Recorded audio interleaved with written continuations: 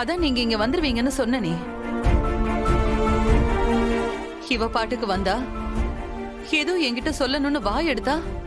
அதுக்கப்புறம் மாப்பிள்ளை கிட்ட இருந்து போன் வந்துச்சு. அப்புறம் என்னாச்சுன்னு தெரியல, இவ ஓடிட்டா. என்னம்மா, எதுவா இருந்தாலும் அம்மா கிட்ட சொல்லு. அது வந்துமா வந்து நீ அப்பாவை பத்தி ஏதோ சொல்ல வந்தியே, என்னது? இல்லம்மா, நான் வீட்ல இருக்கும்போது அப்பா கனவுல வந்தாருமா. அதான் எப்ப பார்த்தாலும் அவர் நினைப்பாவே இருக்கு. எப்படி மறக்க முடியும்? எல்லாருக்கும் அதே கஷ்டம்தான்.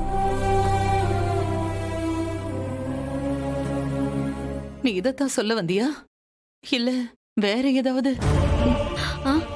வேற வேற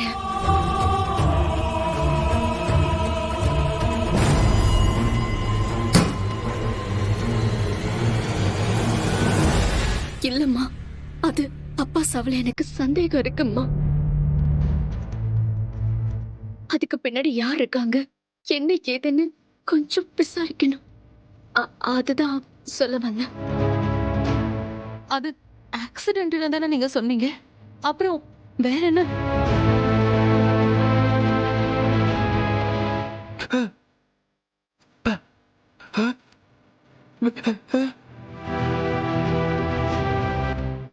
இல்ல, எனக்கு தெரியாது.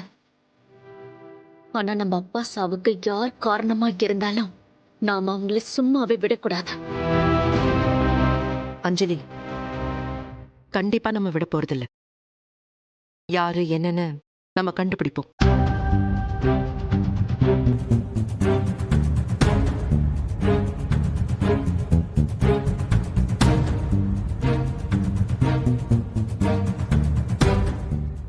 பாட்டி,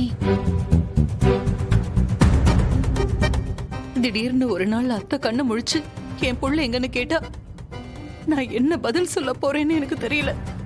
அதெல்லாம் அப்புறம் பாத்துக்கலாமா? கேட்டா நம்மள மாதிரி அவங்களும் துடிச்சு போவாங்க. நான் இருக்கும்போது என் பிள்ளைய பறி கொடுத்துட்டேனேன்னு அழுவாங்க. நாம தான் ஆறுதல் சொல்லி தேத்தணும்.